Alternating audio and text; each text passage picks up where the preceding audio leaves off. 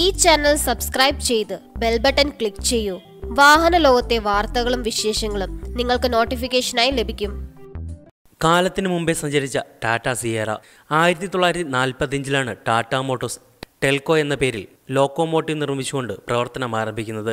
1954 ബെൻസുമായി ചേർന്നുകൊണ്ട് വാണിജ്യ വാഹന രംഗത്തേക്ക് കടന്ന ടാറ്റ മോട്ടോഴ്സ് 1991 ആദ്യത്തെ പാസഞ്ചർ വാഹനമായ സിയേറ നിർമ്മിക്കുന്നത്. മറ്റ് വിദേശ കമ്പനികളുടെ സഹായമില്ലാതെയാണ് ടാറ്റ സ്വന്തമായി പാസഞ്ചർ വിഭാഗത്തിലേക്ക് കടക്കുന്നത്. ഇന്ത്യയിൽ തന്നെ രൂപകൽപ്പന ചെയ്ത, ഇന്ത്യയിൽ തന്നെ നിർമ്മിച്ച ആദ്യ വാഹനം എന്ന പ്രത്യേകത കൂടി സിയേറയ്ക്കുണ്ട്.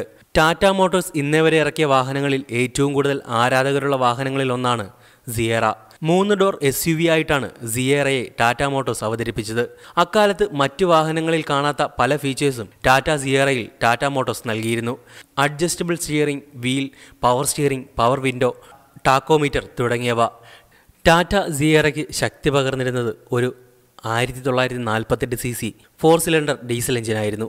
5 സ്പീഡ് മാനുവൽ ട്രാൻസ്മിഷനായിരുന്നു സിയേറയിൽ ഉണ്ടായിരുന്നത്. ടർബോ വേർഷനിലും ടർബോ ഇല്ലാത്ത വേർഷനിലും സിയേറ ലഭ്യമായിരുന്നു.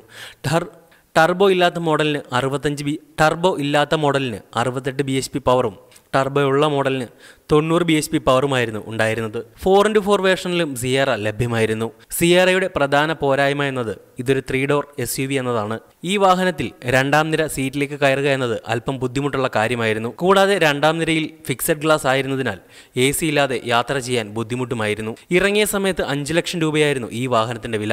അന്ന് ഇതൊരു വിലയേറിയ വാഹനമായിരുന്നു. ടാറ്റ സഫാരി അവതരിപ്പിച്ചതും സിയേറയുടെ വിൽപ്പന കുറഞ്ഞു. 2000 അവസാനിപ്പിക്കേണ്ടി വന്നു. സ്പെയിനിൽ സിയേറ ടെൽക്കോസ്പോർട്സ് എന്ന പേരിലും ടർബോ വെർഷൻ ഗ്രാൻഡ് ടെൽക്കോസ്പോർട്ട് DDI എന്ന പേരിലും വിപണിയിലുണ്ടായിരുന്നു.